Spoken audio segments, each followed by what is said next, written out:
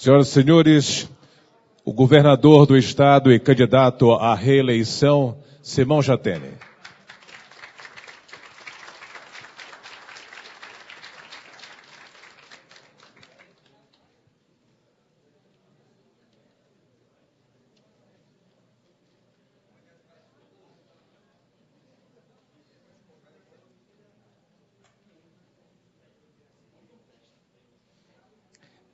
Em nome do Sindicato dos Servidores do Fisco Estadual do Pará, Sindifisco Pará, dá-se início agora, então, ao Diálogos Essenciais. O Diálogos Essenciais foi uma criação do Sindifisco Pará para servir como espaço de debate de temas considerados essenciais para o fisco e a sociedade. O Diálogos Essenciais tem por objetivo contribuir de forma democrática com o desenvolvimento do Estado do Pará, sempre trazendo para a discussão temas que visem o aprimoramento dos bens e serviços públicos e, em especial, o fortalecimento da administração tributária, responsável pela arrecadação dos recursos financeiros imprescindíveis à execução das políticas públicas. A primeira edição foi realizada em maio deste ano e debateu os temas Pacto Federativo e Revolução Digital. Nesta segunda edição, o Fórum tem como tema Eleições 2014, o futuro do Pará em pauta.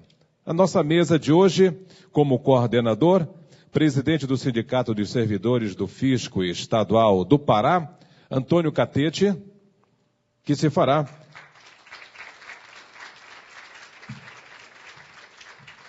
acompanhar do senhor presidente da Associação dos Servidores do Fisco Estadual do Pará, a ASFEPA, Geraldo Nogueira. E muito honrando o nosso evento, o candidato ao governo do Estado pelo Partido Social-Democrático da Social-Democracia Brasileira, PSDB, Simão Jatene.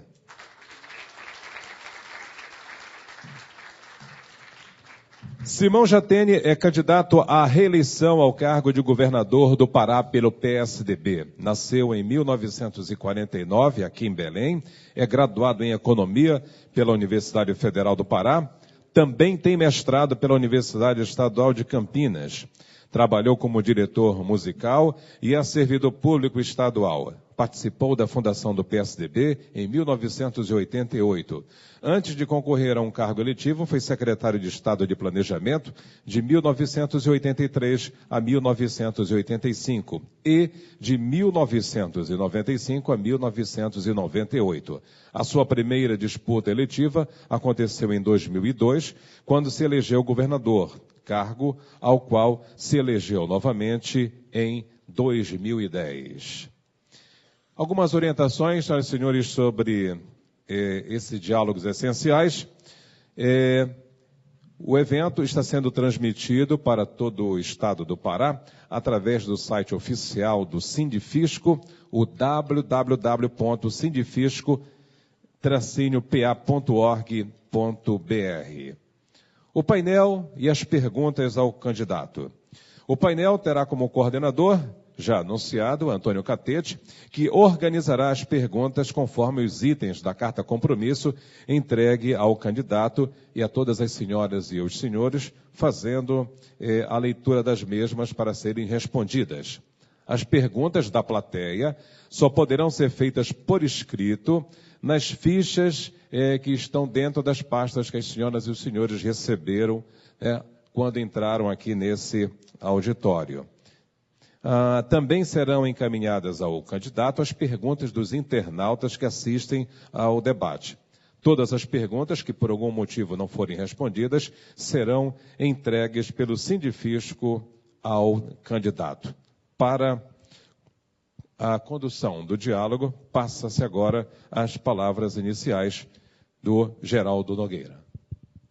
Boa tarde, nossas saudações ao governador do estado, Simão Jatene, aqui como candidato à reeleição. A gente deve inicialmente agradecer essa oportunidade do senhor estar aqui com a gente. A gente sabe que nessa última semana de campanha o tempo é valiosíssimo, né? E a gente espera e agradece tê-lo aqui.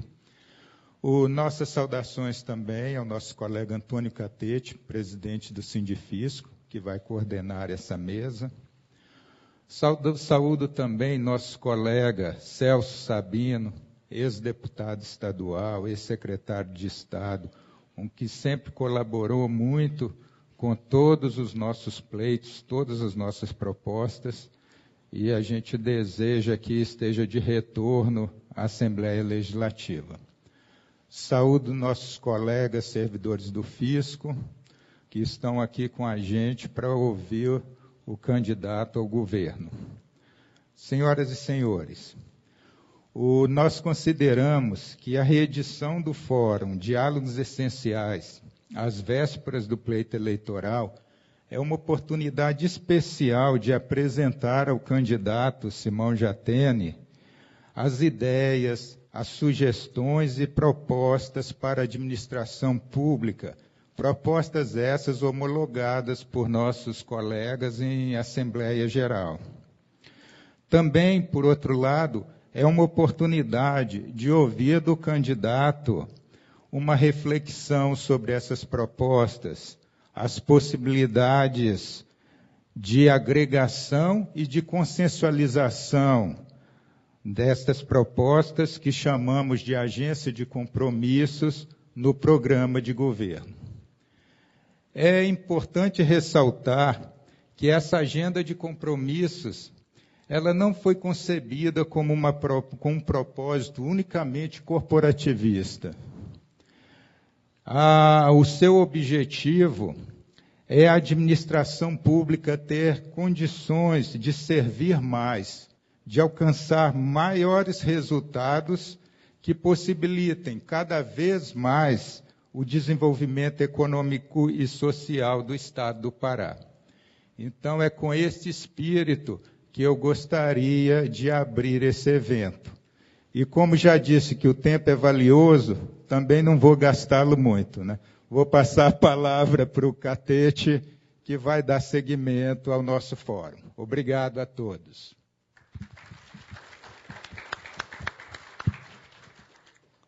Bem-vindo, meus colegas de trabalho. Bem-vindo, Celso, colega de trabalho também, candidato a deputado estadual. Governador, gostaria de agradecer imensamente, em nome da nossa categoria, a sua presença. Sabemos que o senhor tem um carinho muito especial pela Secretaria da Fazenda e pelos servidores do Fisco Estadual. Nós tivemos o prazer de ter a lei orgânica mais avançada do país, exatamente no seu mandato, no final de 2011. Nós temos aqui, como o Geraldo já disse, várias propostas que esperamos que ela engrandeça ainda mais o seu programa de governo. Algumas, como já foi dito, de respeito à nossa categoria, outras aos servidores públicos em geral, e outra questão da energia elétrica, que é uma questão social que diz respeito a todo o Estado.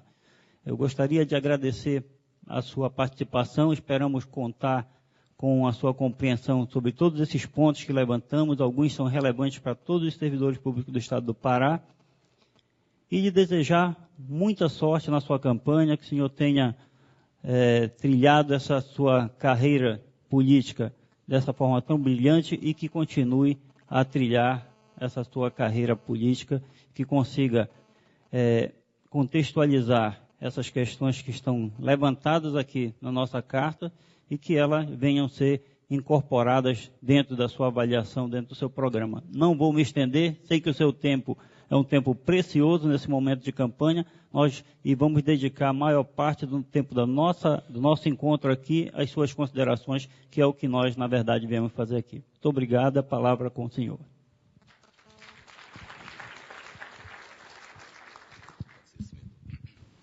Bom, boa tarde, amigas e amigos. Obrigado, Antônio. Obrigado, Geraldo.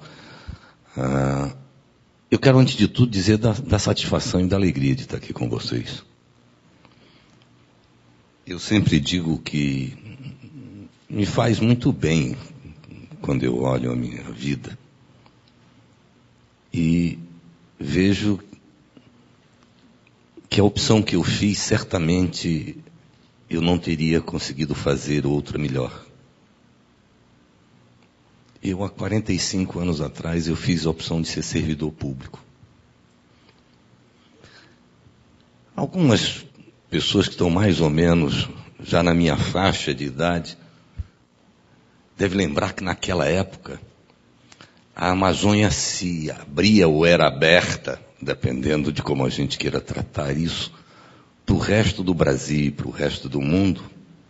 E você tinha uma primeira corrida rumo norte. Sob o lema integrar para não entregar, para os homens sem terra do Nordeste, as terras sem homem da Amazônia. O que era fato é que você tinha essa corrida rumo ao norte e todos nós jovens, muito esperançosos do que era aquilo que estava acontecendo. E foi uma fase assim que uma grande parte dos economistas, e acho que a maioria de vocês sabe que a minha deformação acadêmica é economia, corria para elaboração de projetos. Esse era o grande sonho, era montar escritório de projeto. Quando eu vinha para cá conversar com vocês, eu vinha pensando sobre isso. E esse era mais ou menos o sonho do jovem. A turma de 20 anos, 22, 23 anos, todo mundo aí cursando ou terminando economia. Vamos fazer curso, não vamos fazer, abrir escritório de elaboração de projetos, porque a Sudam, à época, movimentava um volume enorme de recursos, essa coisa toda. E aparentemente esse era o melhor caminho profissional para um jovem. Eu confesso a vocês que àquela altura, então não foi por falta de opção não, tá certo? Porque eu acho que o momento até sinalizava e empurrava nessa direção. Mas a gente fez a opção de ser servidor público, né? Então, quando eu digo da satisfação de estar aqui com vocês, não é por mero formalismo, protocolo, proselitismo, não. É pela crença. E é exatamente em cima dessa questão da crença que eu, antes de qualquer coisa, eu queria fazer, talvez, mais uma vez, uma profissão de fé. Eu estou convencido que à medida que a ciência, a tecnologia avança, aumenta muito o poder do Estado. Aumenta muito.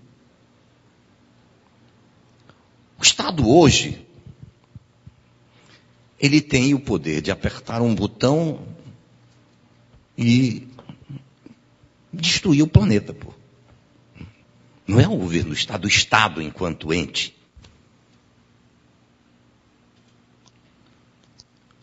O Estado tem o poder de,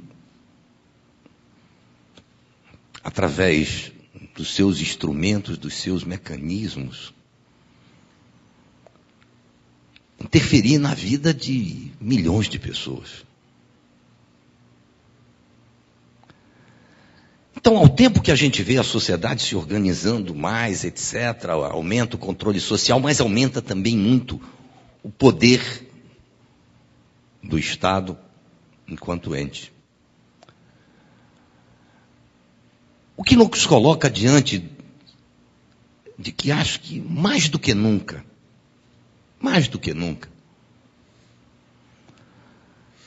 a questão da ética na política se coloca como algo absolutamente fundamental e essencial. O Estado medieval, tá certo? O mesmo início, vamos lá, se o rei quisesse, ele podia até mandar matar meia dúzia de pessoas. É diferente hoje. O que torna essa exigência da responsabilidade no exercício do poder algo extremamente maior e mais sério. Por quê? Porque, de certa forma, não é só através do apertar o botão e estourar uma bomba nuclear. Na verdade, o Estado, e particularmente o governo, exercido sem ética, ele é uma enorme ameaça ao cidadão e à sociedade. E eu não poderia deixar, antes até de falar qualquer coisa, de dizer isso a vocês. Dizer que eu considero absolutamente inaceitável que qualquer governante ou governo use o poder de Estado, e aí particularmente eu acho que as polícias e o fisco, para submeter o cidadão aos seus interesses pessoais, aos interesses de família, aos interesses de grupo, aos interesses de partido. Eu diria às senhoras e senhores que talvez essa seja, para mim, o ponto de partida de qualquer coisa.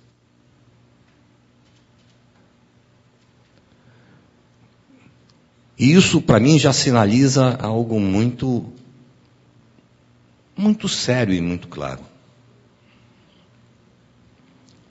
Os senhores todos, de alguma forma, convivemos 4 anos.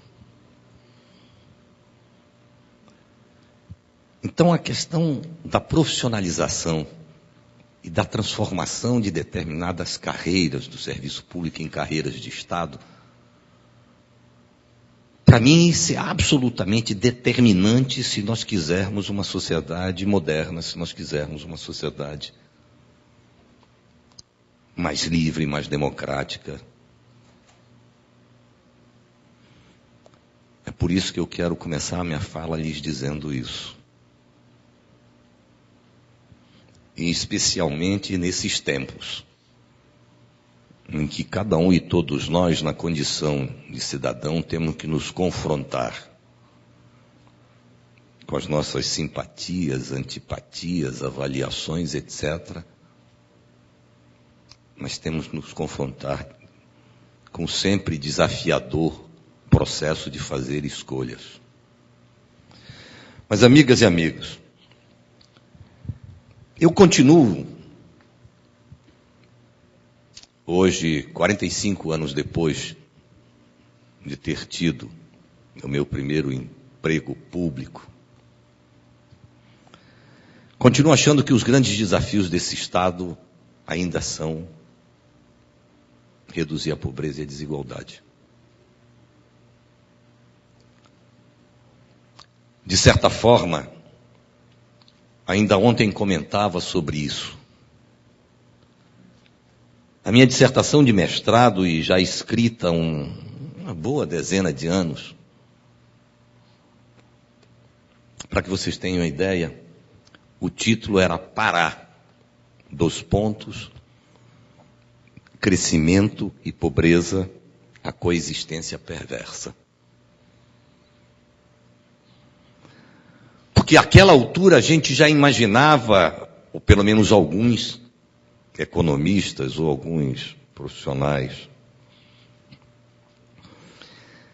de que o tão sonhado processo ou intensificação do processo de ocupação da Amazônia certamente teria um reflexo sobre o crescimento, mas não necessariamente teria consequências positivas sobre a qualidade de vida das pessoas. Então, continuo entendendo que reduzir a pobreza e desigualdade e construir uma sociedade mais feliz, esse é o maior desafio nosso. Mas claro que também entendo que isso não é um desafio do governador, nem do governo. Eu diria mesmo que esse é um desafio de sociedade. Por entender que nós somos o que somos, porque nós não nos determinamos individual, mas sobretudo coletivamente sermos diferentes. E essa é uma decisão social. A grande questão que eu acho que se coloca é como é que o governo pode contribuir para isso. E aí entendo que o governo tem pelo menos 2 grandes caminhos para contribuir. Ou atrapalhar. Um deles é através de uma forma indireta, incentivando a expansão da produção, do emprego e da renda, através dos vários mecanismos. Incentivos fiscais, creditícios, infraestruturais, mas enfim, é o governo aí como indutor de outros segmentos sociais, né, do setor produtivo, no sentido de aumentar a produção, o emprego e a renda. A outra é de forma direta, que é o Estado como regulador ou como executor de projetos e serviços. E aí a grande questão que se coloca, e é algo que nos deixa muito próximo nessa discussão, é que até aí nós não temos novidade nenhuma. Mas isso nos remete a dizer sim, mas tá bom, mas como é que a gente financia isso? Qualquer que seja dessas 2 formas de ação. Ou pela indução, porque tem um custo, ou pela ação direta, porque tem um custo. Como é que a gente financia? E aí eu confesso a vocês, amigos, que particularmente nesses tempos, quando eu vejo certas manifestações, ou certos debates, eu fico pensando, meu Deus do céu. Porque o que mais se vê nesse período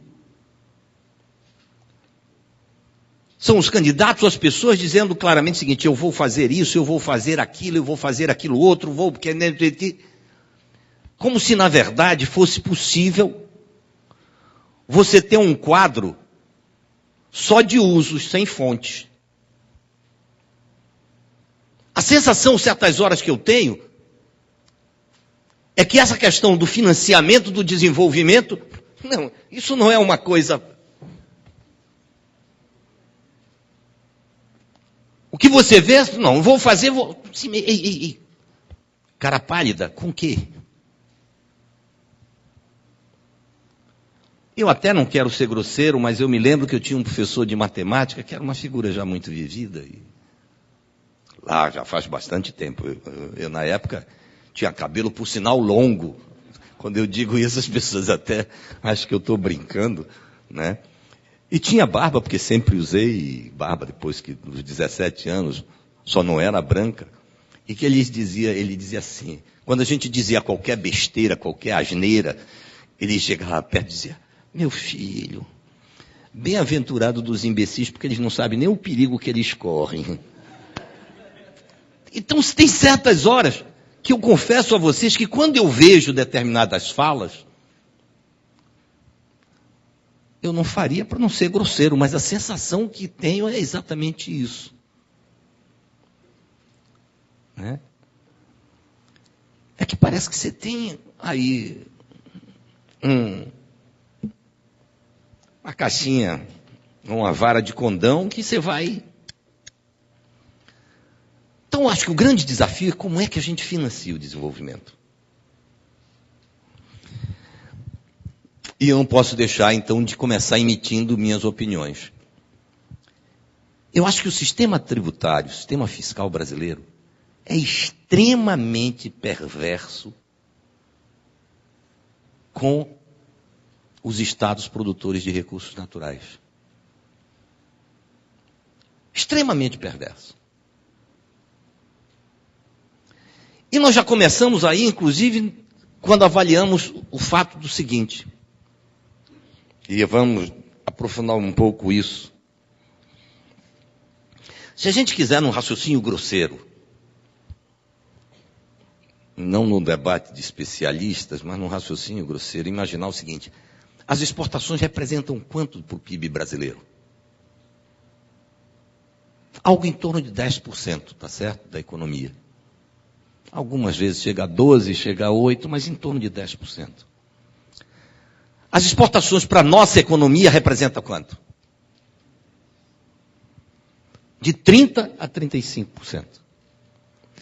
O que significa que já de plano a nossa base já é algo em torno de 65% a 70%, enquanto a média nacional é de 90%. Ora, isso tem uma consequência brutal sobre a questão das nossas alíquotas, sobre a questão da nossa capacidade de conceder ou não incentivos. E é gozado como certas horas parece que isso aí não... É por isso que eu digo que é uma turma que só vê o quadro de usos, mas não vê o quadro de fontes, como se fosse possível eu ter uma matriz só de usos, sem as fontes. E aí vem uma segunda constatação.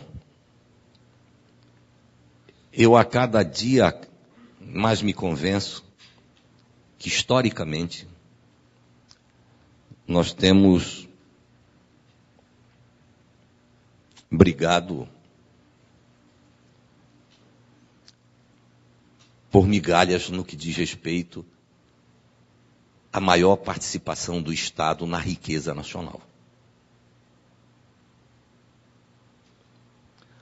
Ou seja, o Pará dá uma enorme contribuição para a riqueza nacional.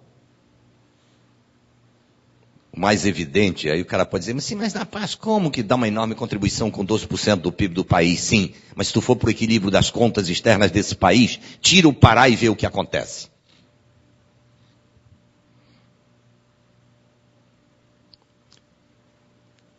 E a rigor, historicamente, nós temos feito isso às custas da pobreza e da desigualdade da nossa gente. A rigor, nós não conseguimos fazer com que o país, e mesmo nós, de forma coletiva, fôssemos capazes de assumir que a única forma ética e correta de contribuir para o desenvolvimento nacional é através do nosso próprio desenvolvimento.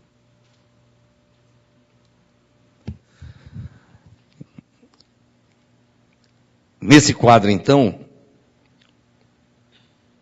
se o desafio nacional, ou o desafio da sociedade regional, local, do Estado, é reduzir pobreza e desigualdade,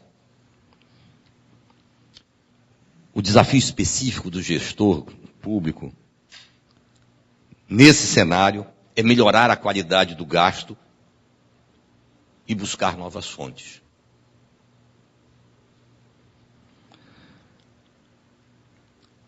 E eu não preciso de muitos números para demonstrar isso.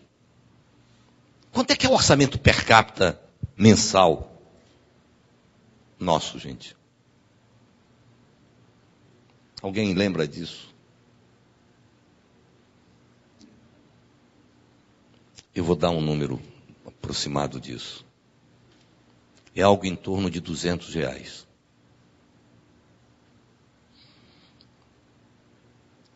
Se eu pegar as nossas receitas, dividir pela população e dividir por 12, eu vou ter algo em torno de R$200 por habitante.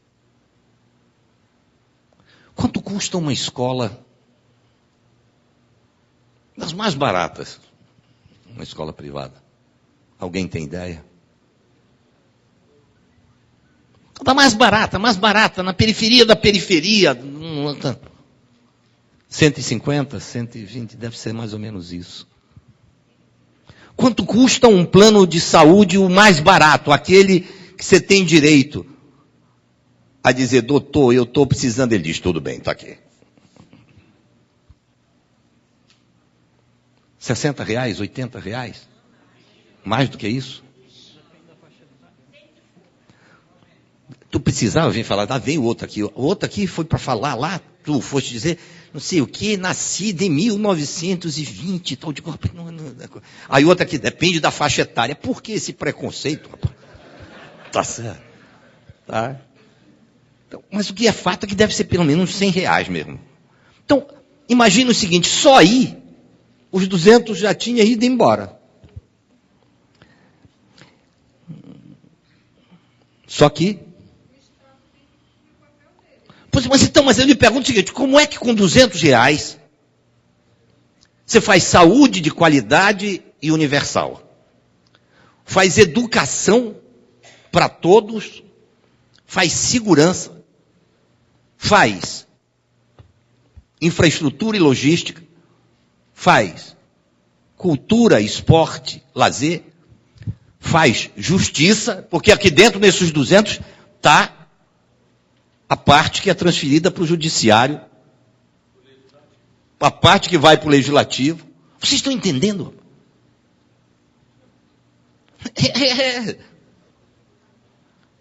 Aí eu chego à conclusão que o meu professor de matemática tinha razão quando eu vejo algumas figuras falando aí. Aí o cara pode dizer o seguinte, não, mas então nós vamos desistir, acaba que esse negócio é inviável. Acho que não. É por isso que eu digo o seguinte, mas nós precisamos ter consciência do tamanho e do limite que a gente tem.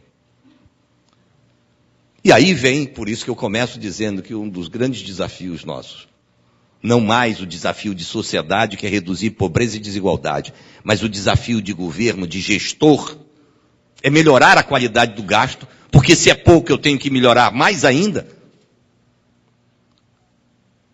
e buscar novas fontes. Olha, amigos, eu estou convencido que se nós não conseguirmos fazer isso, o gap. E aí, quando eu vejo, eu posso levantar, às vezes eu fico tão incomodado, rapaz, não consigo ficar muito tempo quieto, tá certo? Não, quando eu vejo, fique tranquila, eu ainda sou atleta. Quando eu vejo a questão dos nossos indicadores, mas não, tem um IDH mais baixo disso, tem não sei o quê. Às vezes eu fico olhando e a vontade que dá de dizer o seguinte, peraí, caboclo, tu está querendo me dizer que um assalariado de salário mínimo tem condições de morar na Vieira Solto, é isso que tu quer me dizer? Então tu está brincando, tu está subestimando a minha inteligência, rapaz. Então o que é fato? Nós temos o 12º PIB, mas temos o 25º orçamento per capita. O que mostra que a capacidade de intervenção do Estado naquela direção de reduzir pobreza e desigualdade é extremamente limitada se nós não rediscutirmos fonte. Fonte.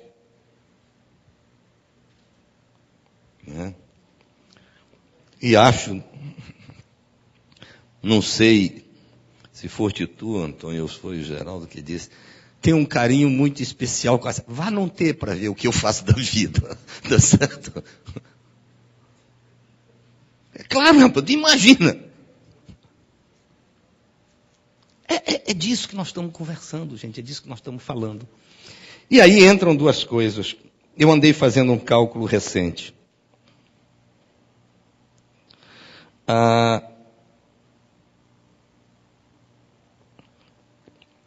Eu acho que mais do que nunca nós temos que ter duas frentes de luta. De um lado, essa história de melhorar a qualidade do gasto, e a gente pode já discutir um pouco sobre isso. Mas de outro, nós temos que assumir definitivamente que por maior que sejam as nossas diferenças, elas têm que ser menores do que a nossa capacidade de nos unirmos na luta pela rediscussão da distribuição da riqueza nesse país. E eu quero pegar alguns exemplos. Se fala muito sobre a questão do Pacto Federativo. Eu espero essa rediscussão há algumas décadas. Se fala muito sobre a reforma tributária. Eu espero essa discussão há algumas décadas. Se fala muito sobre reforma fiscal. Eu espero essa rediscussão há algumas décadas. Então eu acho que nós vamos ter que centrar algumas coisas e fazer um grande movimento e uma grande mobilização da sociedade paraense na busca disso.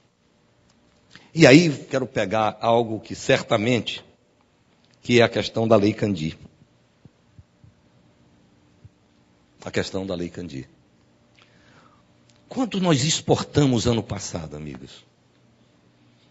Alguém tem ideia disso? Quanto o Pará exportou ano passado? Aproximado. Vou dar um número, então. Diz que negócio de pergunta de vestibular aqui não dá, né? Pô, né? Tem que pedir a ajuda dos universitários. Algo em torno de 15 bilhões de dólares.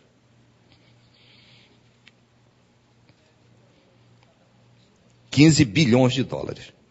Se eu transformar isso em reais, eu vou estar falando em quase 40. Vamos arredondar aí, botar 40 só para facilitar o cálculo. 40. Se eu tivesse uma alíquota de 13% em cima disso.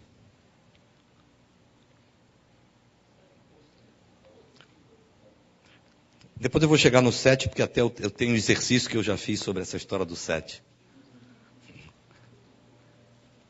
Mas vamos lá. Se eu botasse uma alíquota de 10% para facilitar o cálculo, seria o quê? 4 bilhões só ano passado. Só ano passado. 4 bilhões. Ou seja, nos 4 anos de governo, nós devemos investir entre 4 e 5 bilhões, gente. E só ano passado, nós poderíamos ter de acréscimo de arrecadação, só tendo uma alíquota de 10% sobre as nossas exportações, de 4 bilhões. Vocês sabem quanto veio de compensação? Não chegou a 300. Não chegou a 300. Então vejam bem.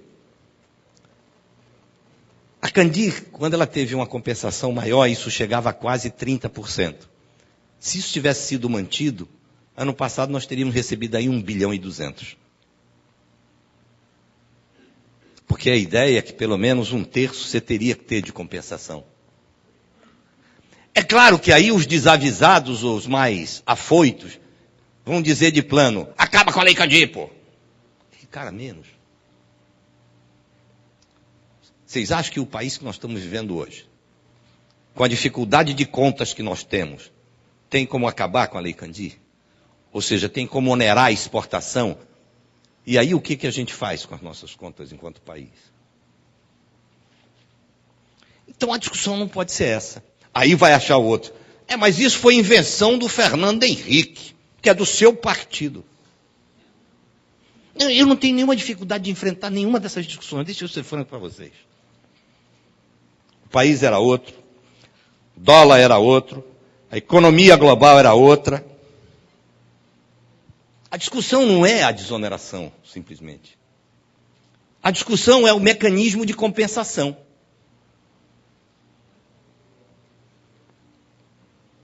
E aí, de novo, a deformação do economista. A gente, há algum tempo, vem tentando formatar um modelo onde a gente dizia o seguinte. Se a gente considerar o resto do mundo o 28º estado, em tese, e considerar então o seguinte, acaba com esse negócio de estado importador, estado exportador, acaba com isso. Todas as unidades são unidades federativas que importam e exportam, umas mais, outras menos. O que é fato? Eu não posso importar enquanto país se eu não exportar, não é verdade? Senão eu vou acumular déficit na balança comercial e isso vai chegar um momento que a vaca vai para o brejo fatalmente. Então imagine, que a gente tivesse o seguinte desenho. Sobre tudo que o Estado exportasse, ele teria o direito de se creditar num fundo 7%.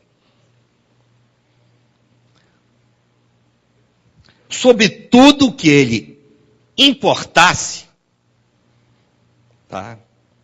Ele tinha o dever de depositar no fundo 7%.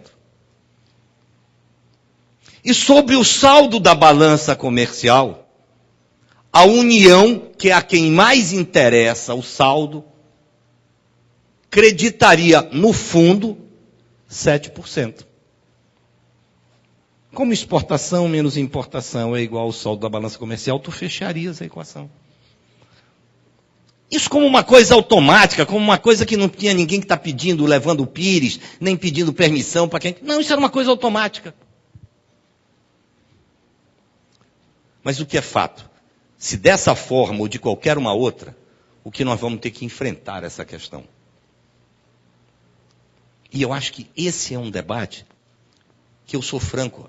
Além disso ter uma consequência particular sobre a questão específica da fazenda, porque você teria uma arrecadação maior, você tem um impacto sobre a sociedade brutal. E aí vem um primeiro também convite, já que me botaram ali aquela pauta de... Essa eu acho que é uma briga que nós temos que ter. Fazer isso como uma luta do Estado.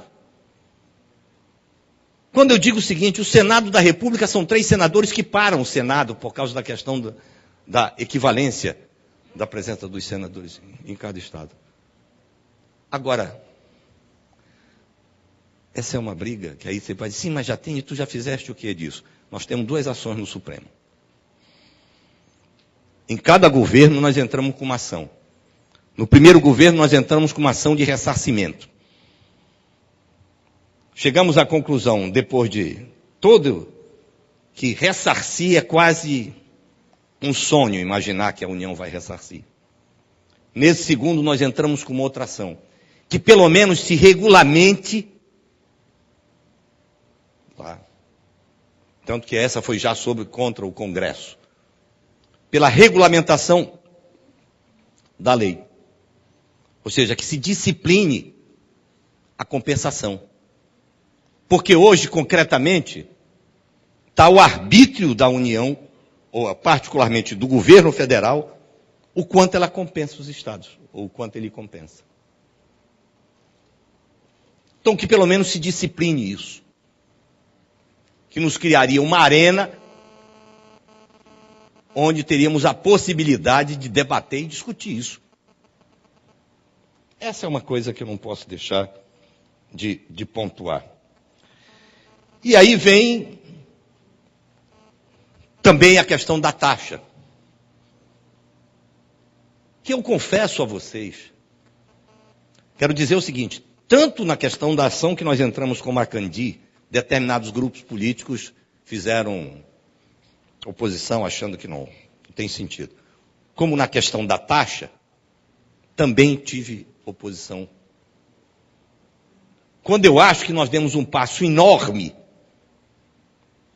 no sentido de desmistificar que você teria determinadas áreas que o Estado não poderia, como estão dizendo a mesma coisa agora sobre as águas. E eu quero dizer para vocês o seguinte, nós estamos estudando a questão de uma taxa sobre a questão do uso das águas, sim.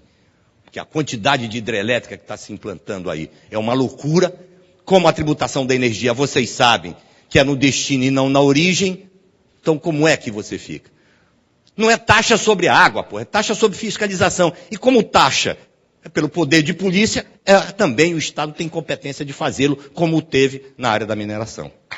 Me disseram isso recentemente, que eu era um doido estar falando isso na campanha. Ora, paciência. Eu não quero que ninguém ache que vai ser enganado. Eu não estou enganando ninguém, eu já estou dizendo. Tá? Então, acho que essa é um... Por quê? Porque eu não vejo essa discussão de fontes presente. E aí, quando a gente vai para outra, o que eu diria que é na questão da melhoria da qualidade do gasto, Aí nós temos uma enorme rol. Todos vocês sabem que a gente ainda luta com uma brutal desafio de melhorar a eficiência do poder público, do setor público. Não adianta a gente... Olha, quem está dizendo é um servidor público, tá certo? Isso não me põe menor nem maior, mas me põe tendo compromisso com a verdade. O que a gente, de fato, deve fazer? Isso está sendo assim uma coisa que a gente está muito focado. Quando nós criamos os hospitais regionais, alguns disseram que era uma loucura, que aquilo não podia dar certo, etc. Hoje, eu tenho já depoimentos de algumas pessoas dizendo assim, talvez tenha sido a mais santa loucura, porque imagine o que seria a saúde desse estado sem os regionais. Mas a ideia dos hospitais regionais era a ponta do iceberg. O que a gente estava querendo era que a gente fala muito sobre regionalização, mas isso não é tão simples, não. E aí a gente resolveu, ao invés de você ficar teorizando sobre regionalização, tá? Era fazer uma experiência concreta de pegar um setor crítico como a saúde, você, de fato, regionaliza um tipo de serviço que é média e alta complexidade, e a partir daí, você passa a vivenciar uma experiência de regionalizar. Eu confesso a vocês que isso era nosso sonho ter continuado. Por razões que não me adianta ficar mexendo, eu não sou daqueles que ficam olhando para o retrovisor, porque senão tu bate no carro da frente. Tu tem que olhar de vez em quando, mas se ficar fixado no retrovisor, tu vai bater o carro da frente. Então é um pô e vamos embora. Tá? O que é fato? Uma das coisas que nós vamos implantar são os centros regionais de governo. Porque eu estou convencido que isso pode ajudar muito na questão da melhoria da qualidade do gasto. Muito. Hoje nós temos unidades regionais de várias secretarias, vocês sabem disso.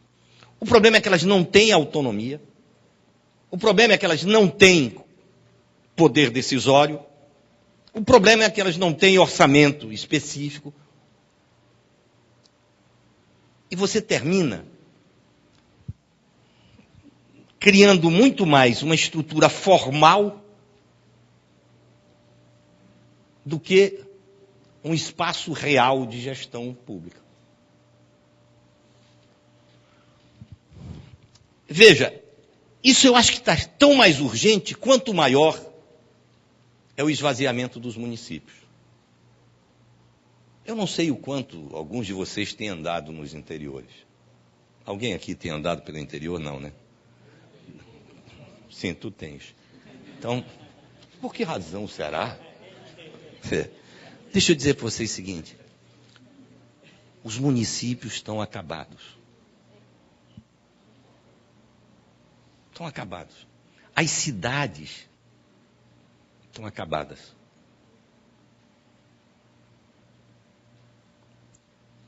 Então, porque a maioria dos municípios hoje não tem receitas sequer para garantia dos serviços essenciais. Isso está chegando já nos estados. Hoje eu confesso a vocês que a minha grande preocupação é que a cada hospital regional que a gente faz, significa um custeio que equivale mais ou menos ao próprio custo do hospital. Não sei se vocês sabiam disso. Um hospital de média e alta complexidade, a manutenção dele quase equivale ao custo de implantação do hospital.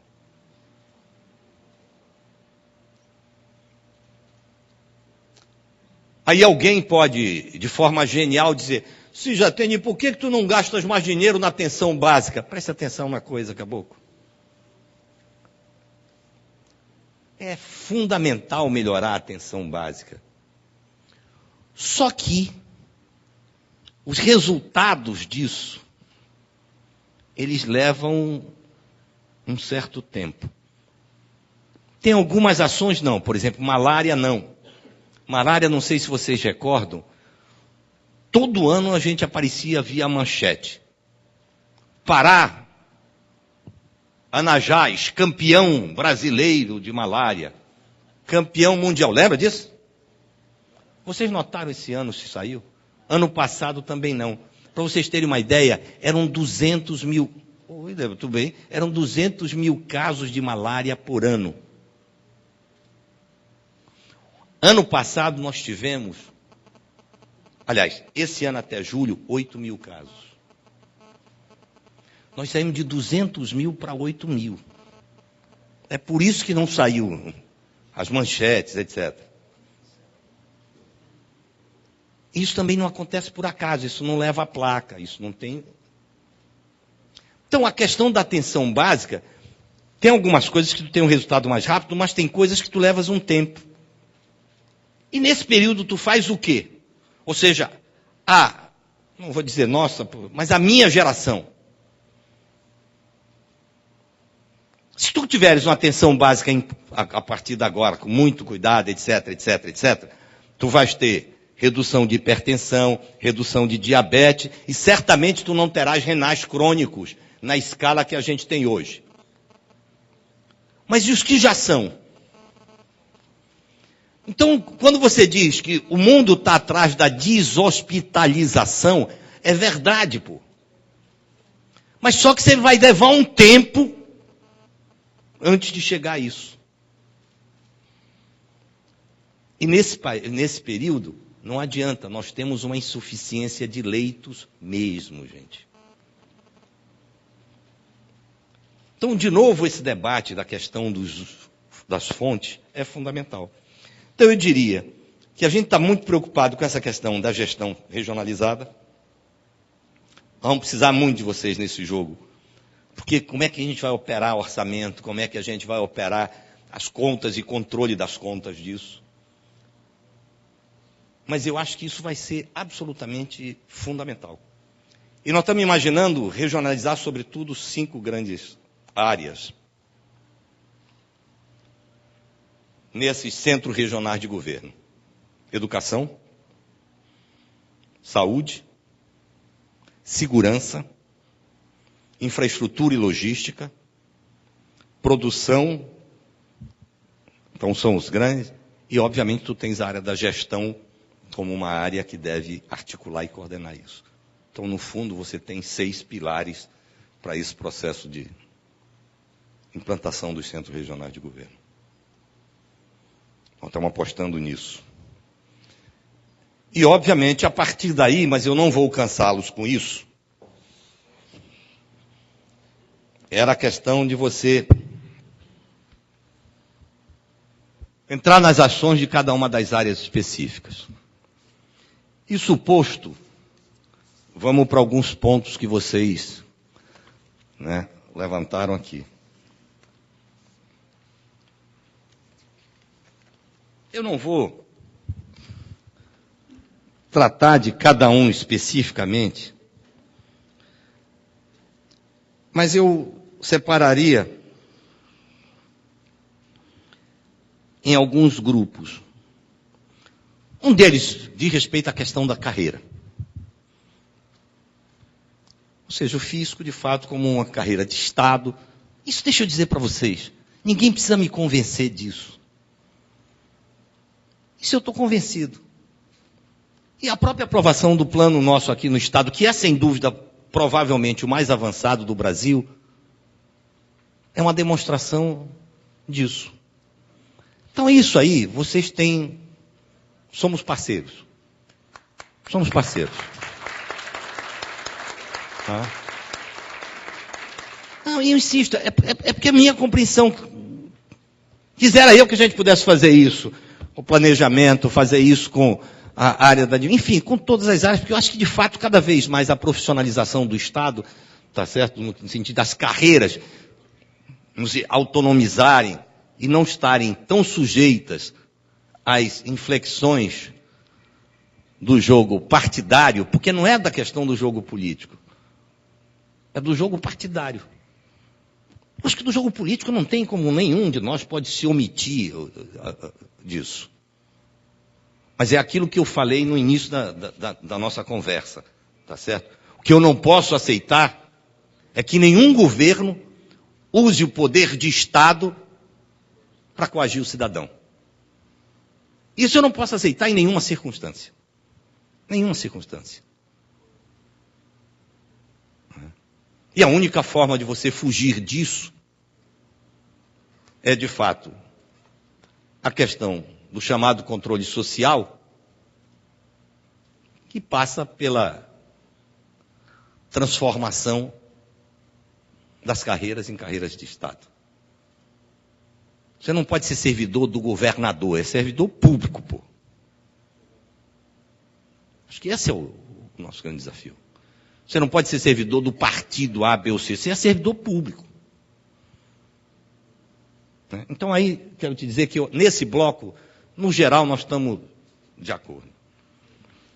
O segundo bloco que vocês falam é sobre a questão previdenciária. E aí eu confesso a vocês que o temor de vocês não é diferente do meu. Essa eu acho que é uma área séria. E não é séria só para nós aqui, não. Acho que esse é um desafio para o país. Porque nós somos uma sociedade que a esperança de vida aumenta.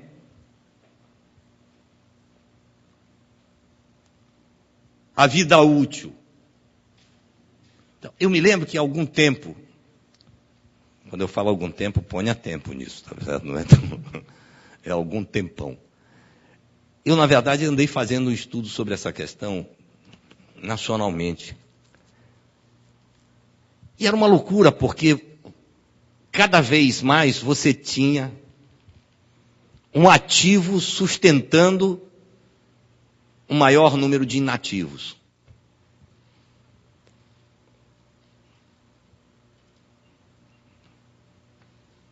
Essa é sempre uma discussão que incomoda muito. Mas é uma discussão que esse país vai ter que enfrentar, pô. E para nós isso não é diferente.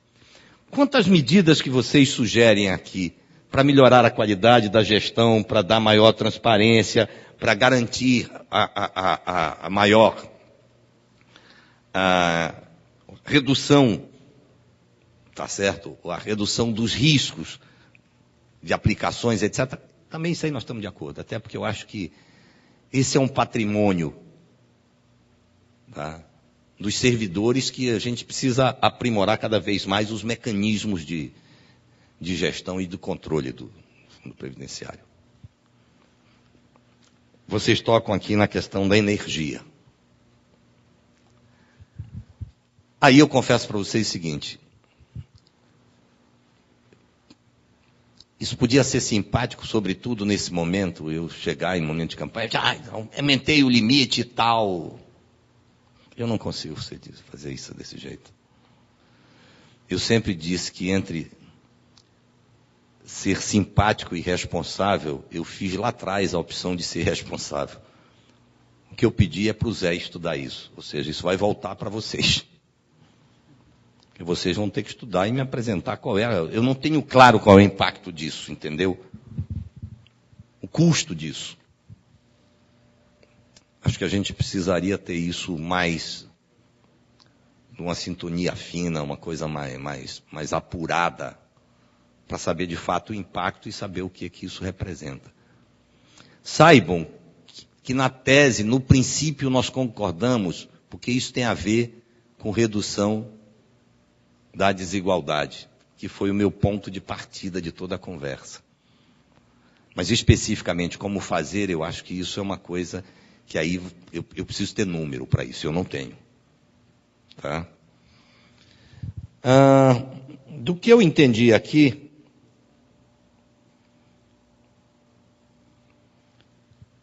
eu acho que esses três grandes núcleos cobrem as demandas pontuadas por vocês.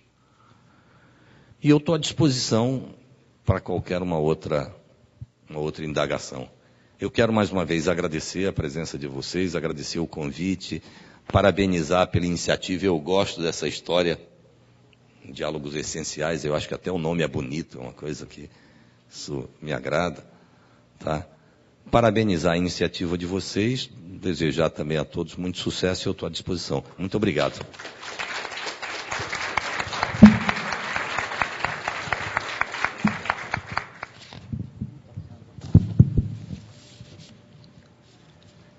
Vamos lá, nós temos aqui uma pergunta somente, governador. Até agora eu vi algumas pessoas se movimentando para fazerem outras perguntas. Eu queria... De vestibular não vale, tá? Então... eu queria relembrar ao candidato que há um tempo atrás a gente teve uma audiência com o senhor no Palácio de Despacho e houve uma sugestão sua que a gente tentou aprimorar dentro de um dos pontos aqui que nós colocamos na carta, né? Que é a realização de um fórum que... chegando mais perguntas. Realização de um fórum de discussão, o item número 6, com as entidades representativas de servidores públicos estaduais, com o fim específico de elaborar e aprovar uma política salarial de médio e longo prazo para o funcionalismo público estadual, que inclua o crescimento extraordinário da arrecadação, acho que o senhor está lembrado dessa conversa, como um dos mecanismos de financiamento dessa política. Esse é um item importante para a gente, porque primeiro a gente vai envolver os servidores públicos de uma forma geral, numa questão que é fundamental para nós e para o Estado, que é a questão da arrecadação e o compromisso social com o tributo. Né? E uma outra questão que, de uma forma direta, esse recurso, esse compromisso, a gente trabalha muito, e o senhor sabe disso, com a questão da educação fiscal, e a gente ter o corpo de todos os servidores públicos do Estado trabalhando na questão da educação fiscal, incentivando a tributação e o cumprimento dessa política de tributação, seria muito importante. Por isso que a gente acha que esse é um item importantíssimo, acreditamos que ele ajuda na construção de um programa de uma sociedade mais justa em relação à questão tributária. Há uma outra... Posso só pegar um ponto nisso? Deixa para a gente não perder o mote. Primeiro, isso é um sonho antigo meu. A gente tentou fazer uma experiência recente com a questão dos professores, fazer algo desse tipo. Tá? Nós tentamos fazer uma coisa desse tipo. Né? Mas eu confesso a vocês, até hoje, eu não consegui formatar alguma coisa que eu me sentisse seguro e percebesse consistência. Mas esse é o grande sonho. Vocês puderem ajudar nisso, está topado. Tá? Porque você imagina claramente o seguinte, vamos ter claro. A questão da valorização do servidor, ou seja, o Estado, a cara do governo que aparece no dia a dia para a sociedade, são as nossas caras, enquanto servidores. Então, um dos grandes desafios que a gente tem é como é que a gente melhora a qualidade de prestação de serviços. Hoje eu percebo que a sociedade brasileira, ela está muito impaciente com essa questão da qualidade da prestação de serviços. E ela tem razão nisso. Para você ter essa qualidade, é claro que tu tens que ter a valorização do servidor. Quais são os desafios que ficam postos para nós? Primeiro, você tem um diferencial muito grande de remuneração entre os vários grupos de servidores. E vocês sabem disso. É brutal. Então, qualquer aumento linear, tá? Ele certamente vai apenas manter ou ampliar as desigualdades. Ou seja, aquilo que eu estou querendo brigar lá fora, que é reduzir a desigualdade na sociedade, eu estou mantendo ou aumentando no seio do próprio Estado. Então, como é que a gente trabalha isso?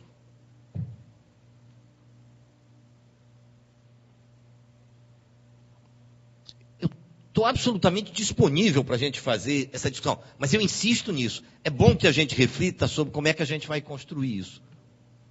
Porque até fazer uma correlação direta com o crescimento da receita, Isso não é tão complicado. Mas o problema é como é que tu aproveitas isso para corrigir ou para reduzir as disparidades de remuneração no próprio setor público.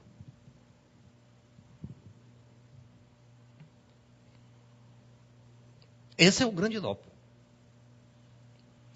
O que é fato? No setor público, a semelhança do restante da sociedade, as categorias mais organizadas, mais fortes, conseguiram maiores ganhos. E isso cristalizou. Como é que a gente corrige isso? Nós temos que puxar o piso. Tá? Mas se a gente puxar o piso e o teto sempre juntos, nós vamos o quê? Manter a desigualdade. E aí entra uma coisa que é dramática, sabe o que é? É ficar engendrando formas de melhorar a remuneração. Que é exemplo disso na área da saúde. A remuneração é desse tamanho, o vencimento é desse tamanho, o salário e tal, tá? Mas aí você tem, por exemplo, plantão e sobreaviso. E toma plantão e toma sobreaviso. Então, tu cria uma ficção, pô. Não é verdade? Então nós não conseguimos ainda, gente, me perdoe, mas eu acho que isso é uma coisa que... Duas coisas. Primeiro, essa história da isonomia, isso parece uma coisa justa, mas é profundamente injusta. Ou seja, tu tens uma bicicleta, né? Tu tens uma bicicleta e ela tem uma Ferrari. Aí eu digo para os dois o seguinte, põe aqui na linha de saída. Todo mundo está saindo do primeiro ponto. Mas como, cara? Que isso? Ele já tem uma Ferrari, eu estou com bicicleta. Não, pode agora sair. O final infeliz, porque não é feliz, eu já sei sim. Esse é o tipo do filme que eu não preciso pagar o ingresso para saber o final.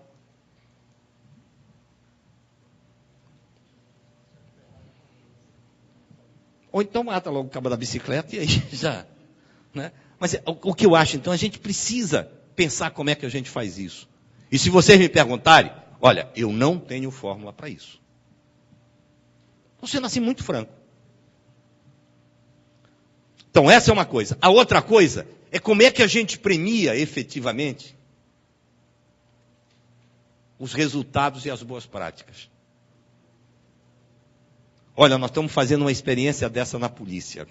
Você não tem ideia. É uma tourada isso. Tá? É uma tourada. Não vamos esquecer que a ideia de público no Brasil ainda é uma ideia muito frágil. Pô. As pessoas são capazes de pensar o meu. Mas o nosso não é uma ideia que esteja tão impregnada na gente. Então a ideia de pertencimento no Brasil ainda é muito. Não é só pertencimento, é ligado a personalismo. É muito individualista. Ninguém tem a ideia de pertencimento coletivo. É por isso que a gente tem dificuldade de entender público. Eu me criei no interior, muitos de vocês sabem disso. E para minha banda tinha uma conversa que sempre me deu muito incômodo. Que era mais ou menos o seguinte, comendo eu e meu cavalo alazão, o resto que como não. Não é uma droga isso, mas no fundo, de vez em quando a gente critica, mas a gente está praticando isso, ou a gente está procurando exercitar isso, gente.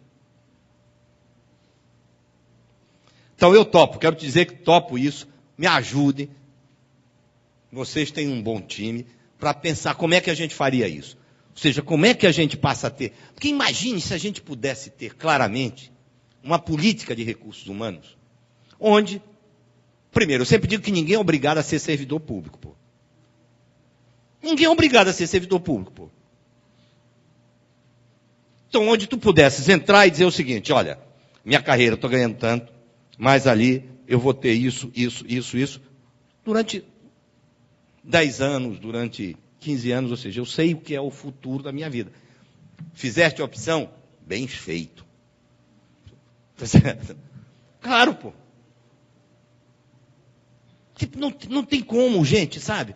Eu acho que isso daria para todos nós uma enorme tranquilidade. Você ter carreiras e ter planejamento de longo prazo. Ou pelo menos de médio prazo. Né? Uma coisa facilitaria muito. Já de plano. Era você ver servidor público ficar rico sem se explicar. Porque bastava tu pegar a carreira dele e dizer, acabou, como é que deu isso aí? Né? Isso tu podia ter para político, servidor público. Eu tenho batido muito nessa tese. Que o problema não é ser rico ou pobre, é como é que tu ficaste rico ou pobre. Tá certo? Se a gente pudesse ter mecanismo de cada um. É verdade, vocês já pensaram? Os políticos chegam e apresentam a declaração deles, de bens. Eu acho que isso não serve para coisa nenhuma.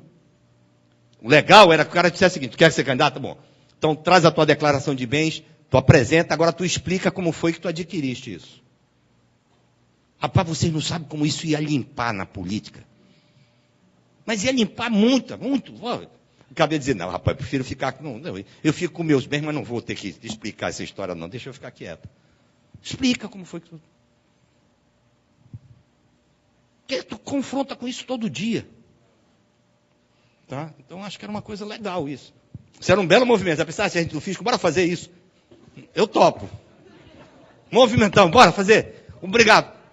Todo candidato, tem que apresentar sua declaração de bens, mas tem de, sobretudo, justificar como foi que conseguiu aqueles bens. Tá, meu amigo, claro. Não é aquilo que tu diminui e diz que tu tens cota de R$20, porra, e tal. Quem disser isso, tu compra. Diz, não, nós compramos então. Porra. Nós temos 4 perguntas aqui, eu acredito que várias dessas perguntas, dessas daqui já foram respondidas. Mas mesmo assim eu vou fazer para que a pessoa que resolveu participar, ela se sinta bastante prestigiada. Primeiro foi o colega Marcelino de Brito, que diz, os estados e municípios brasileiros... Identificar, por favor, só para eu... Oi, Marcelino. Marcelino. Os estados e municípios brasileiros vivem com o pires na mão, principalmente o do norte. Como mudar essa situação? É uma reforma tributária ampla ou revendo o Pacto Federativo? Vou fazer... Eu acho que só tem um jeito, a revisão do Pacto Federativo. Agora, como eu acho que isso é cada vez uma coisa muito mais complicada, eu acho que o que a gente precisa é escolher algumas teses e brigar por elas. Coisas que sejam perceptíveis, palatáveis pela sociedade, para que a gente possa ter o engajamento da sociedade nessas nossas lutas. Porque quando a gente fala lutar pelo Pacto Federativo, o homem simples não tem a menor ideia do que é que isso significa, então é uma coisa tão distante dele que ele termina não se engajando. O Bruno Torres, colega Bruno Torres, está aqui. Qual a opinião do candidato em relação à autonomia administrativa, financeira e funcional da administração tributária do Estado do Pará? Acho que a gente... Deixa eu te dizer uma coisa, Bruno, já disse isso. Eu acho que a necessidade da gente ter carreiras de Estado é absolutamente fundamental, tá? Com a profissionalização disso. Agora, eu tenho muito receio, mas muito, tá? Dessa história de cada um, então, a gente supostamente essa autonomia, ou autonomização dessa história, você vai criando uma porção de nichos, tá? Que daqui a pouco tu não tens mais orçamento geral de Estado. E tu não tem como fazer política pública, porque já está tudo pré-definido e tudo pré-distribuído, que é a história das vinculações. Então a gente precisa ter muito cuidado com isso, com essa história. Eu estou dizendo isso, eu sou do tempo que tudo era vinculado. FPE era vinculado, a FPM era vinculado, a SAREM, que era a Secretaria Nacional de Articulação com os Estados e Municípios, definia praticamente, e os governos locais e governos estaduais eram quase que exclusivamente, tá, executores do que era planejado. Isso é muito complicado. Isso parece que tem vantagens, tem, mas tem também enormes desvantagens. Porque tem lugar que o cara está precisando de carro de polícia e ele tem dinheiro para comprar ambulância ou vice-versa. E aí? Aí ele compra ambulância com o dinheiro da polícia, dá um rolo ou vice-versa também. Então eu acho que a gente precisa ter, esse país é muito diferenciado e muito desigual, que a gente precisa ter cuidado com essa história do excesso de vinculações. Há uma pergunta do Rafael Camera, que é de Marabá, que veio pela internet, que eu acredito que o senhor já tenha discorrido a respeito, que é: qual é a política salarial que o governo pretende adotar em relação aos servidores públicos do Estado e aos da administração tributária? E há também uma pergunta do Daniel Gatti, que eu acredito também chegou pela internet. O governador é favorável à inclusão na Lei 5810 das empresas públicas e sociedades de economista para efeito do adicional de tempo de serviço que... É o regime jurídico único.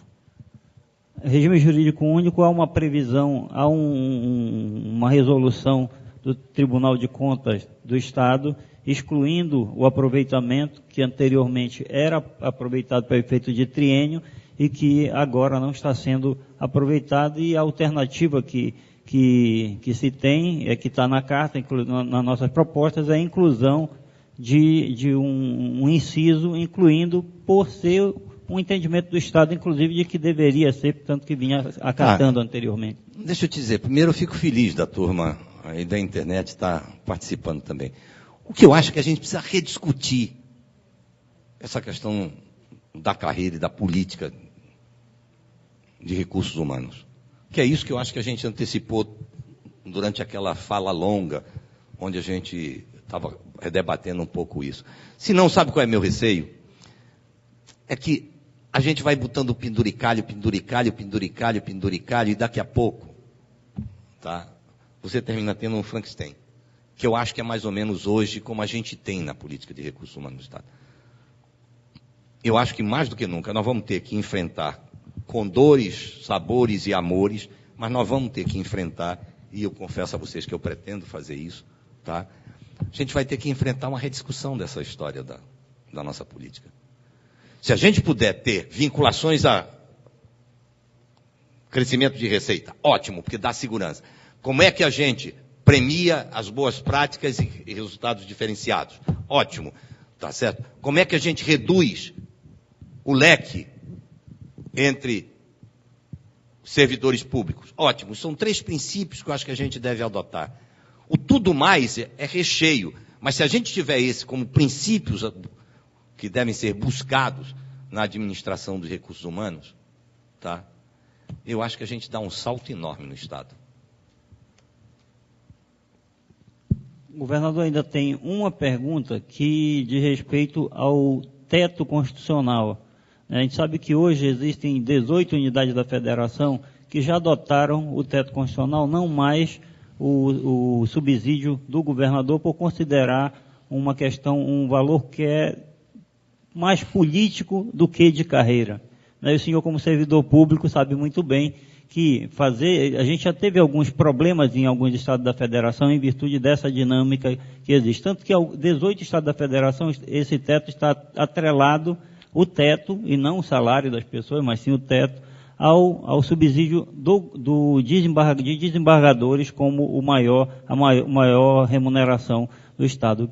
O que o senhor entende? Eu acho que isso é uma discussão que é interessante. Eu acho que é interessante porque desvincula da pessoa do governador.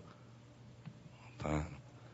Eu acho que tudo que tu tens como referência coletiva é sempre melhor do que quando tu tens a referência do indivíduo. Então, para mim, aí é uma questão de princípio. Qual é? Eu não sei. Se vocês me perguntarem agora, eu não gostaria de emitir opinião sobre isso. Nós podemos até discutir se vincula isso numa cadeia mais global, em termos nacionais, etc. Enfim, eu acho que tudo isso é possível. Agora, não posso deixar, já que nós estamos falando tanto dessa história de vinculação, que a gente... Acho que um grande problema que nós estamos enfrentando. Essa história do Congresso Nacional definir, tá certo? Piso, que quem paga são estados e municípios, eu quero dizer para vocês que eu acho isso uma violência contra a federação. Se eu não disser isso, eu vou me sentir muito mal. Da mesma forma, como eu quero dizer a vocês o seguinte, tenho pensado muito e cheguei a pensar o seguinte: vocês já pensaram que podia ser uma boa alternativa, tá? Que você tivesse carreiras e políticas nacionais para os servidores públicos e deixasse a parte de infraestrutura para que os estados fizessem. Mas, por exemplo, salário de professor. A União paga de norte a sul do Brasil os salários. Remuneração de médico, paga. Ou seja, a parte de investimento e de manutenção passaria a ficar com o Estado, mas as carreiras seriam nacionais. Gostaria muito de ver a União fazendo isso. Né? Claro. Não, então, claro. Aí tu pões isso de ponta a ponta e o Congresso define o que ele quiser. Agora, vocês seriam, claro, agora os estados seriam obrigados a fazer a parte de infraestrutura e logística e a parte de manutenção.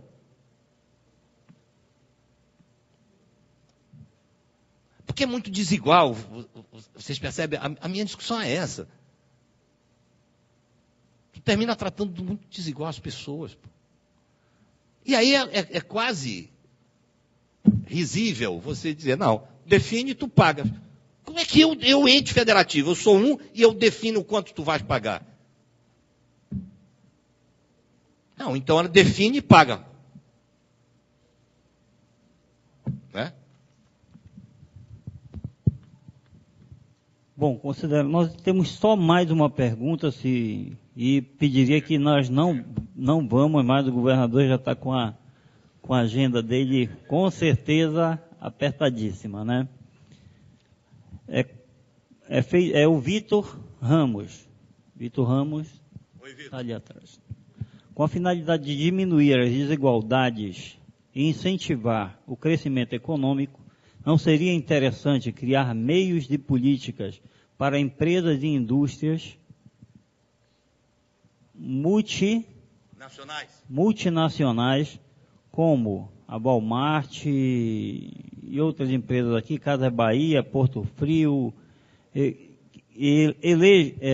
elejam no Estado. Isto, inclusive, aumentaria os valores arrecadados e refletiria em novos recursos para se investir no Estado? Eu não entendi. Tu está propondo que se tivesse uma política diferenciada para as empresas multinacionais, no sentido de atraí-las, é isso? Eu tenho medo disso, Bruno.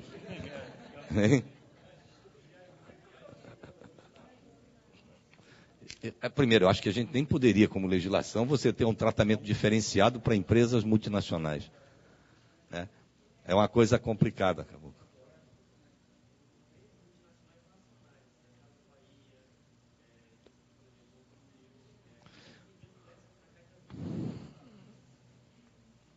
O que é que eu te digo? Eu acho que cada vez mais, sobretudo em função da maluquice que chegou a guerra fiscal, essas coisas todas, a política de incentivos, cada vez mais, ela vai ter que ser revista no sentido de você ter incentivos creditícios, infraestruturais, mas cada vez menos fiscais. Porque nós chegamos a um estágio hoje, né, que nós estamos no limite dessa discussão. Tem Estado dando incentivo simplesmente por causa do emprego, pô. Né? Então, e aí você termina, a sociedade inteira termina pagando um custo por isso. Bom, nós temos mais uma pergunta aqui, mas vamos preferir deixar o governador cumprir a sua agenda, passar a palavra ao Geraldo para fazer considerações, para fazer os agradecimentos ao governador, depois a gente passa a palavra ao governador. Bom, a gente já sentiu a essencialidade desses diálogos, né? O nome foi muito bom, realmente. Então, a gente gostaria de agradecer a presença do governador, candidato à reeleição, né? Desejar todo o sucesso na sua carreira, na sua campanha, e aos nossos colegas a participação, né? A participação não só aqui, mas aqueles que estão acompanhando também pela internet, até pergunta pelo WhatsApp chegou aqui. Então isso é muito importante, né? Então, nosso muito obrigado pela participação. Eu quero apenas agradecer mais uma vez, dizer da satisfação de dividir esse momento com vocês, agradecer a presença, agradecer o convite e dizer, reafirmando a minha crença, eu estou convencido que nós somos o que somos porque nós não nos determinamos coletivamente a sermos diferentes. Na hora que nós fizermos isso, nós seremos diferentes. Então, eu acho que quem transforma a sociedade é a própria sociedade. Cada um e todos nós tem um papel importantíssimo disso. Agora, isso pressupõe, e acho que mais do que nunca, nós estamos vivendo um momento assim de crise de valores, tá certo? Onde a gente precisa recuperar algumas coisas. Eu tenho certas horas a sensação que nós estamos vivendo uma sociedade onde todo mundo só tem, ou pretende só ter direito, ninguém tem deveres. Quando você olha, todo mundo só tem direito, mas ninguém quer ter deveres. E é muito difícil na hora que você chega a essa exacerbação de direitos, vamos dizer assim, é muito difícil porque você quebra todas as regras de convivência coletiva. Como é que você constrói um pacto social se todo mundo só tem direitos? E para mim é um pouco isso que eu chamo de encruzilhada civilizatória que eu acho que nós estamos vivendo globalmente, mas particularmente no Brasil, isso é muito forte. Onde ou nós retiramos do guarda-roupa alguns esqueletos que historicamente têm nos acompanhado, como, por exemplo, a síndrome dos ismos, clientelismo, paternalismo, personalismo, patrimonialismo, populismo, tá certo? Ou nós somos capazes de assumir que o jeitinho brasileiro nada mais é do que tratar carinhosamente algo que deveria ser execrado, que é exatamente a transgressão. Quando alguém chega comigo e diz assim, não dá para dar um jeitinho, eu já sei o que vem me pedir, rapaz. É pedir para eu transgredir. Então, eu acho que nós estamos vivendo no limiar dessa encruzilhada civilizatória, onde ou a gente revê essas coisas, ou é a barbárie. Ou é a barbárie. Que certas horas é um sentimento que a gente tem. Eu sempre digo que na história da civilização, esse apartamento entre direitos e deveres, ou seja, essa separação brutal, quando ela chega no nível que é sempre provocado pela ponta da pirâmide, ou seja, a elite sempre quer isso, sempre de ter direitos sem deveres. Mas na história da civilização, quando isso acontece e chega a um grau mais agudo, os segmentos médios e a base da pirâmide reagem e impõem ao topo da pirâmide uma reaproximação. A Revolução Francesa, para mim, é típico. Tá certo? Só que parece que aqui está acontecendo o inverso.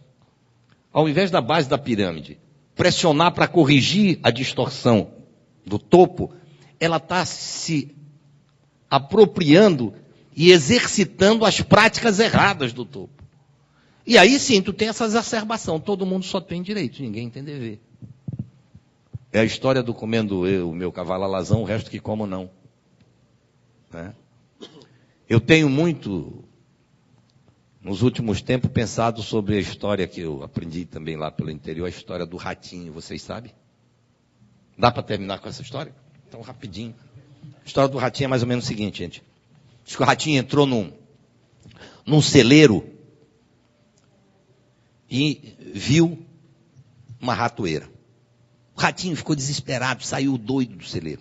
Meu Deus do céu, querem me matar, querem me matar, querem me matar. Criou uma confusão. Nessa caminhada ele passou e encontrou o galo. Aí se virou seu galo, tem pena de mim, estão querendo me matar. O galo olhou, mas o que foi? Botaram uma ratoeira lá no celeiro. O galo se virou para ele e pegou e disse, tu já viste ratoeira matar galo, meu irmão? Para com isso é problema teu, não é problema meu não, pô. Aí o ratinho mais desesperado ficou e continuou procurando como é que podia alguém ajudá-lo. Aí encontrou o porco. Pegou, seu porco, pelo amor de Deus, o senhor pode me ajudar? Botaram uma ratoeira lá no celeiro, estão querendo me matar. Aí o porco pegou e disse, não tem nada a ver com isso, meu amigo. Isso é problema de rato. Ratoeira é para, olha o nome, ratoeira. Isso é para rato, não é para porco. Tá certo? Não é porqueira? Então tu vai para lá e te vira para lá. Aí ele continuou na caminhada dele, desesperado, foi. Aí chegou, deu de cara com boi. Boi imponente, né? Boi. Ele tem os adereços que tenha, mas ele é imponente, pô. Isso é problema dele. Tá certo? Tá. Mas o boi, então, naquela imponência dele, o ratinho se virou e perguntou, seu boi, o senhor é grande, é forte, o senhor pode me salvar? O boi perguntou, não quero nem ouvir essa tua conversa. Já soube dessa tua história e quero te dizer o seguinte, tu acha que eu vou ter medo de ratoeira? A ratoeira não mata boi, estou fora disso. O ratinho voltou, cabisbaixo. Estou fadado a cair numa ratoeira qualquer dia desse, que a bicha está lá armada. No dia seguinte, a dona do celeiro entrou no celeiro, esqueceu que tinha colocado a ratoeira e pisou na ratoeira. A ratoeira, pá, disparou no dedo dela. Deu uma infecção aquele negócio. Ela foi, teve que acamar aquela coisa toda. E a turma da família, mas já tá, e tal. E lá no interior, vocês talvez não saibam disso não. Mas tem uma conversa que a gente diz o seguinte, o pessoal doente não pode comer coisa remosa. E aí tem que fazer uma canja. O que fizeram? Mataram o galo. Mataram o galo e a confusão continuou, e ela não melhorava, aquela história toda. Tem que fazer uma cirurgia, tem que amputar o dedo, rapaz. E aqui ninguém faz isso, então tem que levar para a cidade, tem que ter dinheiro. Como é que nós vamos conseguir esse dinheiro, rapaz? Ficou a família, reuniu, discutiu, foi em cima, foi embaixo. Mataram o porco. Mataram o porco, venderam para tal, a carne para tal, foram para a cidade, fizeram, amputaram o dedo da mulher. Não teve jeito, ela morreu. E velório no interior, meus amigos, da gente. E é muita gente que vem de tudo quanto é de canto para comer, para aquela história toda. O que é que fizeram? Mataram o boi, meu amigo. E o ratinho vendo aquilo, pensou, Então, eu acho que essa brincadeira, cada vez mais, cada um de nós e todos temos que nos ver nessa história. Meus amigos, independente de tamanho, força, qualquer coisa, nós nos precisamos coletivamente. E ou nós somos capazes de perceber isso, ou certamente a construção de uma sociedade onde seja melhor de se viver, ela se torna impossível. Essa é, eu acho que o desejo das pessoas de bem e de bem.